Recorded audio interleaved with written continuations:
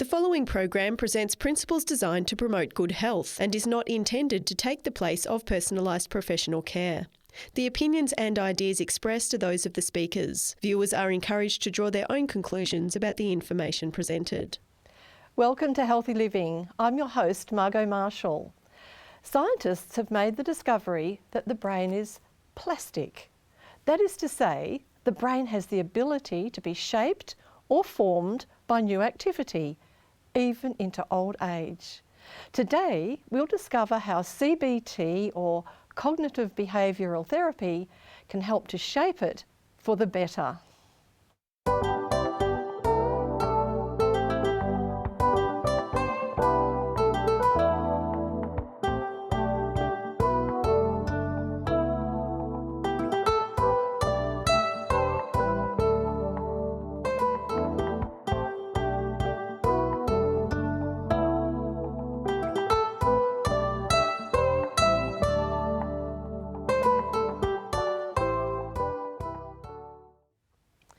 Besides changing brain chemistry positively, cognitive behavioural therapy has many other benefits, and perhaps a good place to start would be to define cognitive behavioural therapy. And who better to do that than my guest, Dr. Eddie Ramirez.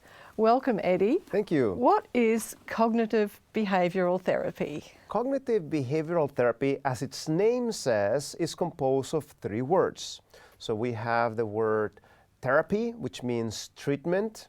We have the word behavioral, which has to do with your behavior. I think we all know that one. And cognitive is basically an exotic word for thoughts. Okay. So we can summarize this as the treatment of changing the thoughts in order to change the behavior. Excellent. Very well explained. And this is something essential. We have a depression program, extremely successful. 95% of the people that do our depression program will get better. Now, what's that 5%? I call it the disobedient patients. Those don't want to cooperate with the program. Unfortunately, it's not going to work. But the 95% of the people that do those behaviors, they will improve their mental health. And one of the essential parts of this therapy is cognitive behavioral therapy. And basically is teaching the person to take responsibility for their thinking. Nobody else can think for you. You are responsible to control your own thoughts. And you know, the way you think has an implication in your brain. And that's why the way you think can change your brain towards good or not so good. So the tools you're going to learn today are powerful because this is something you can start doing and you can start helping to change and make that brain plastic. So that could be something a person could do without a therapist necessarily. That's right. You can do it with or without a therapist. There's many books that you have available to read about this and start applying that. As we tell our patients, look, this is not the way our brain works, but just for illustration purposes, we tell them. Imagine that your brain has two sides. You have a positive side, which is a beautiful grass field with flowers and sunlight and so forth. And you have the other side of your brain in which you have cloudiness and it's raining and it's muddy everywhere. And there are some people that like to drive their thoughts to the negative side of the brain. Mm-hmm. So they have driven so much through that mud that there's so much mud accumulated on that side of their head that they walk like this. Again, that's not the way the brain works, but it's for illustration purposes. So what I want you to do is to start analyzing what you think. See, our heads are like a television channel. You can change the thought. You can choose not to think about certain things. For example, I'm a physician that is very against abortion. But as you think things, is like a pregnancy. So you keep on thinking certain things, and that starts becoming like a little baby in your head, and sooner or later, those thoughts will give fruit to some action in the reality world. So again, this is the only type of abortion I promote, which is to avoid the wrong types of thoughts. So if your thoughts are not correct, start working with them, start stopping them, and start replacing them with good thoughts. And that's exactly what we're going to talk about today. I think the replacement idea is very good, because if you focus on what you don't want to think about, you're actually thinking about it, isn't it? That's right. But, So yeah. again, you even if you catch yourself thinking about what you shouldn't be thinking, you can say, no, I choose not to think about this. I want to think about something else. Yes. Again, I cannot force you to think this way or that way. I can... personal choice. That's right. I need to choose that all the time. Not only once a day, but every single time. And as you start changing those patterns of thought, neuroplasticity start taking place, and the old thoughts start to be thought less and less, and the new thoughts, more positive and so forth, start to become more second nature. Second nature. I like that term, because it just becomes natural after a period of time. I mean, I've changed some things in my life, and things that I never thought I could, and you just don't think about it anymore. It happens just That's by right. itself. It is second nature, literally. And that's why CBT has been documented to be a powerful thing for change. We can see, for example, on screen, how CBT has such implications as effective as a drug therapy. That's incredible. No side effects, makes you the probability to relapse to addictive behaviors and so forth much less likely. And it helps you because it changes the chemistry of the brain, and that's why it can help with somebody with depression to change their outlook. As those thoughts are repeated, the other wrong thoughts are stopped, then neuroplasticity takes place and the behavior changes on the person. So this neuroplasticity is actually a physical thing that takes place in the brain. It is the shape of the brain, the chemistry of the brain. It's not just thoughts that seem to don't have any substance. It's actually a physical.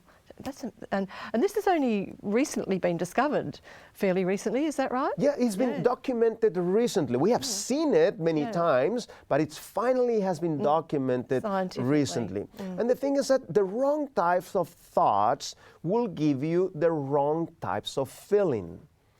For example, some people feel that they're unfulfilled, and they say, oh, I'm not successful, I'm not smart enough, I'm not attractive enough, I'm not this or that to feel happy and fulfilled. Or sometimes you think that the negative feelings that you have are the guilt of somebody else. Oh, the old see what you made me do. Yes. So there's some truth that sometimes some bad things happen to us, but that doesn't mean that we can choose something else. See, and when we have this type of victim mentality, if we keep repeating that on our head, neuroplasticity takes place in a negative fashion, and then our self-worth, our vision for the future, our behavior changes in that negative fashion. That's why Solomon writes, as a man thinketh on his heart, what? So is he. So is he. Your behavior changes when you change the way you think. Somebody paraphrased that as, you're not what you think you are, but what you think you are. That's right. Yeah, it just sounds like a clever saying, but it's so true. Now, somebody that has documented CBT in our modern world is Dr. Ellis. And Dr. Ellis documented how when somebody is depressed, he writes, there is like rivers of negativity.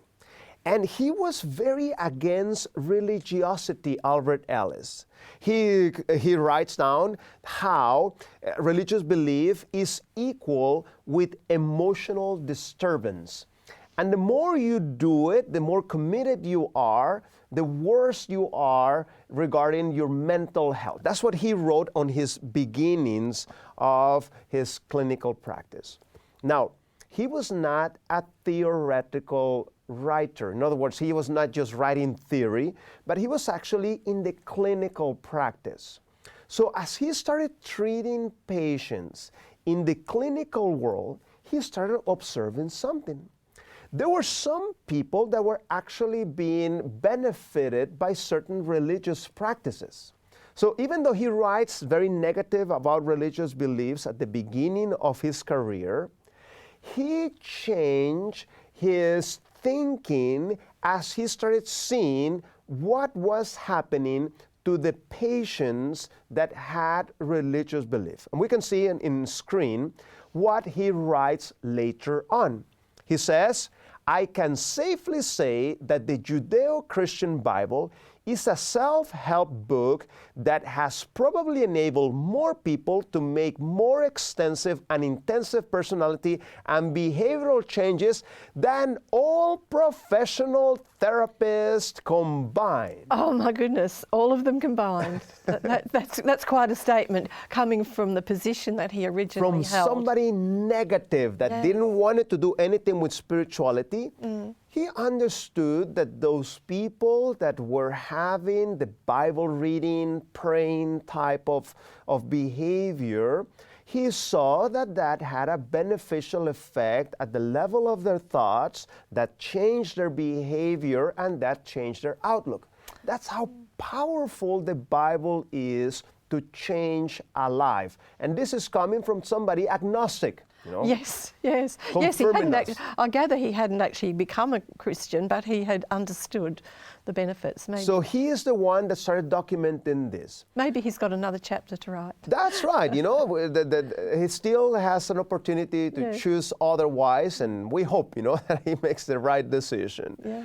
So, what is this CBT? We can summarize that in the following chart. The chart of the A, B, C. And we can see that on screen. See, your emotional status at the moment, your emotional consequence, is not the result of an activating event, the A. So everything happens because we have activating events all the time. Examples of activating events: you got dressed, and as soon as you were getting off to the car, you slip and you stain your clothes. You're cooking and you burn your food. Never. You come to your work after the weekend, and the boss is ready there to rebuke you for this or that, and suddenly everything changes, isn't it? So all the time we're getting activating events. You know who doesn't have activating events? Dead people. I was just going to say dead people. Dead people, no more activating events. If you're alive, you have activating events. Now, think about this. You can have 10 people seeing the same thing. How come the reaction is so different? In fact, my daughters were talking about this yesterday, how the other day something happened. Now, couldn't care less about it. And my wife was making a big scandal about it.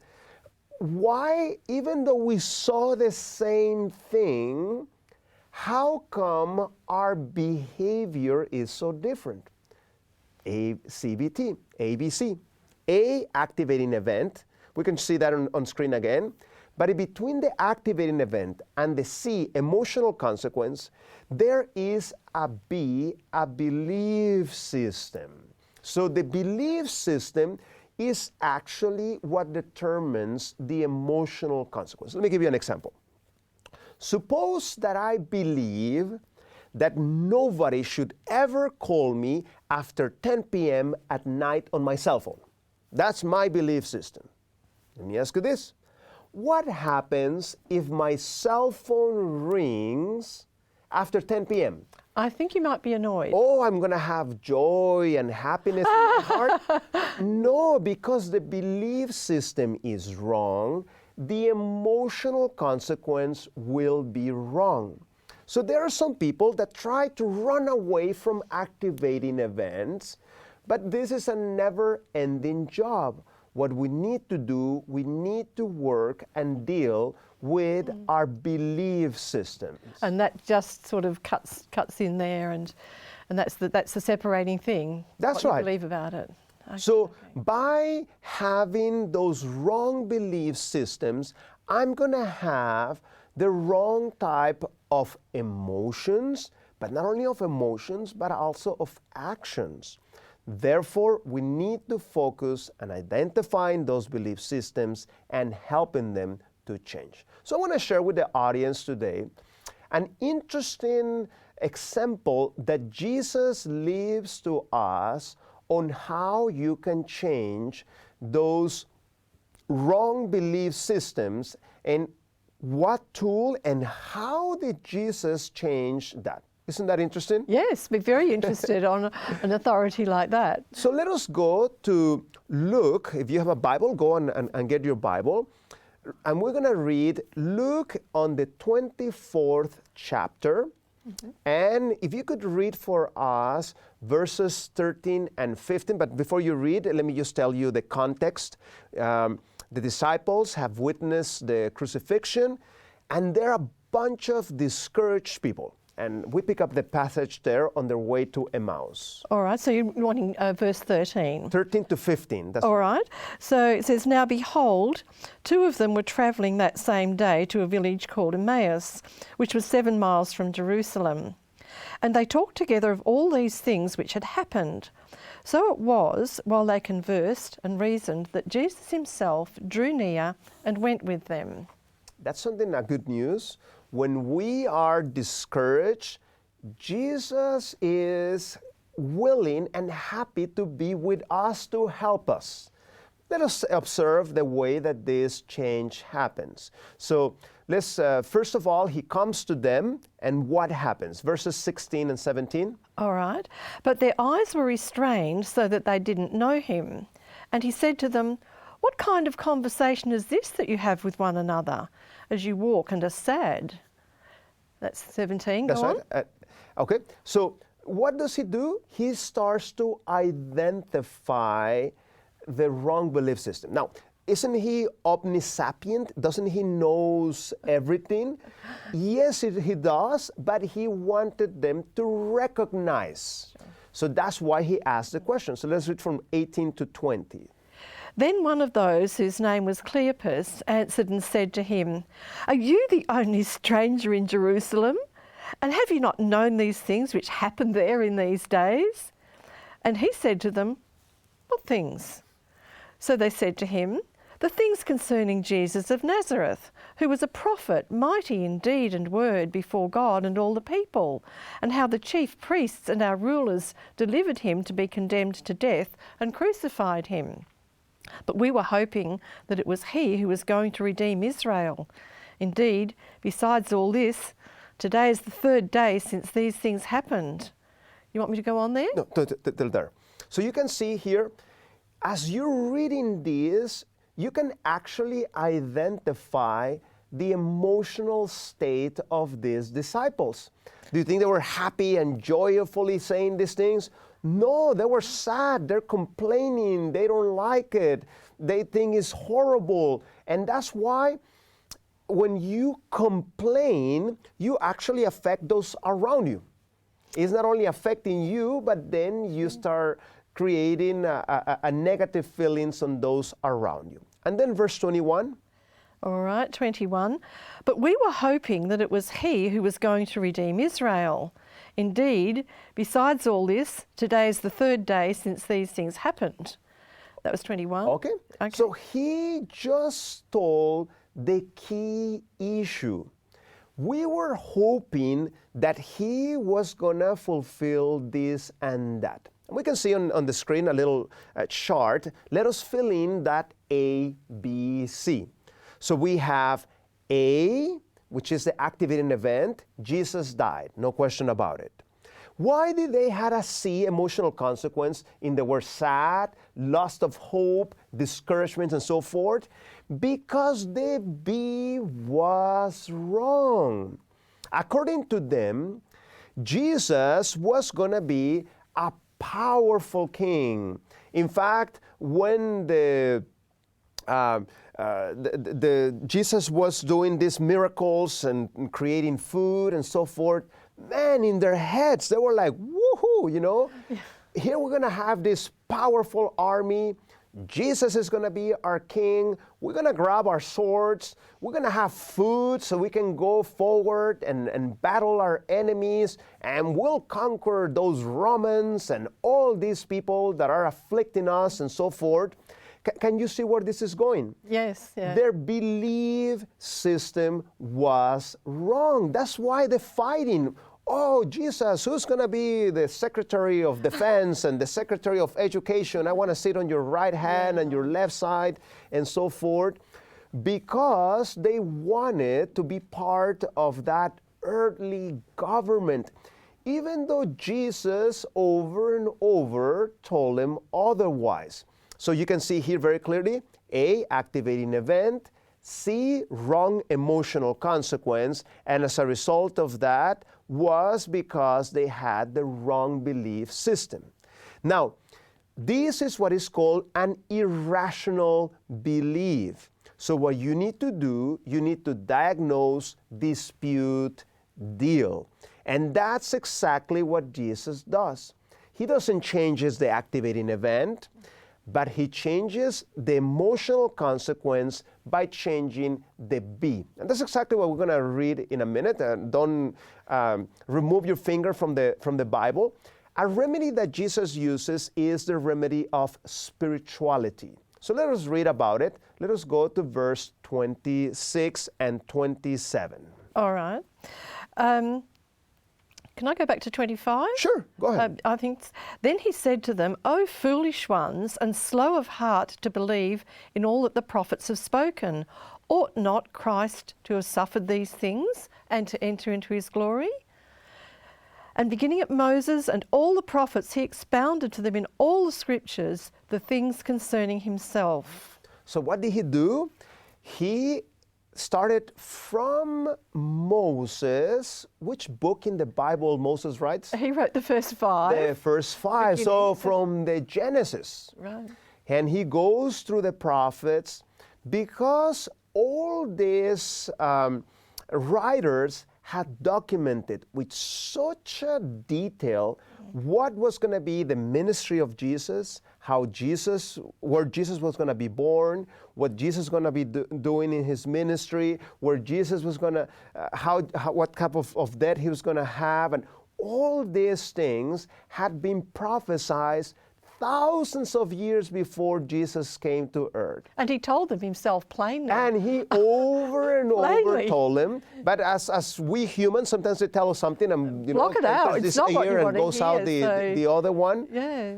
So what he did, he used the Bible as an instrument to deliver cognitive behavioral therapy. Now, he goes and has this Bible study with them. He's showing them all these prophecies. And what was the result of this Bible study? We can go to verse all the way to the end, 31 to 35, to see this. All right. So 31. And then their eyes were opened.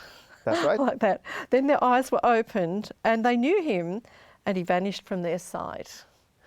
You want me to go on there? Keep going, yes. All right.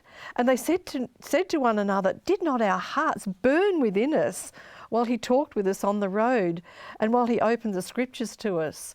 So they rose up that very hour and returned to Jerusalem and found the 11 and those who were with them gathered together, saying, the Lord has risen indeed and has appeared to Simon. And they told about the things that had happened on the road and how he was known to them in the breaking of bread. Now, do you want me to go on? That's good there. All right. So as we can see, what happened with their emotions? Did they continue sad and discouraged? No, I think they skipped eating their meal and came back in the dark. No, all that distance joyful, back, and isn't they just it? couldn't wait to share the good news. That's right. Yeah. So you can see, here is the future leaders of God's church, bunch of discouraged people that they needed some cognitive behavioral therapy. Jesus comes to them, has this Bible study with them, and those negative emotions were transformed to a positive emotion. That's why there's hope. I know there's people at this moment that are listening to me. They may be discouraged. Yeah. They may not see a good future ahead of them and so forth. Use the same method. As you read the scriptures, you read about those experiences of how God has dealt with all kinds of problems, from people that were doing harm to those that been harmed, and how he was able to help them and give them hope and so forth. So this is a powerful tool to change not only temporary but permanently. And even in our program, we have made little songs that we teach our patients to try to encourage them with that type of change. Like one little song that we teach them, it goes something like this: I don't like it, it's okay, it's okay. I can stand it anyhow, I'm all right. I'm all right. I'm glad you didn't ask me to sing. So we had a patient that came to our program. This is what happens. Many patients, when they come to our program, they're have many addictive behaviors. So as we start stopping the coffee and the cheese and the meat and these type of things, the reality is that the first days, the patients don't feel good. Because it's like a smoker that stops smoking, they don't feel good. So we actually make him sign a paper that says, if you quit, we won't return you a single penny, because we know that they need to go through that stage in order to start getting better. But one of the patients felt horrible, so she said, no, forget it, I'm going home. So she packed her bags and she was going on her way to the car. And she saw a treadmill on the way out, and she said, I pay some money for this. I better use some exercise before going home, because in order to pay a little bit of what I paid. So she gets on the treadmill, and in her head, she starts running that little song. Dun, dun, dun, dun, dun, dun, dun, dun, dun, dun, dun. And then she starts analyzing what she is trying to sing, and realizes that it's her feelings that are taking her that direction, that yes, she can stand it anyhow. So she goes, unpacks her bags, finishes the program, and does fantastic at the end. Oh, isn't that wonderful story? Wonderful story to end on. And look, we hope that today's program has been helpful to you too. We look forward to having you join us next time for more secrets of healthy living. And remember, you can watch our programs on demand. Just visit 3abnaustralia.org.au and click on the watch button. God bless you.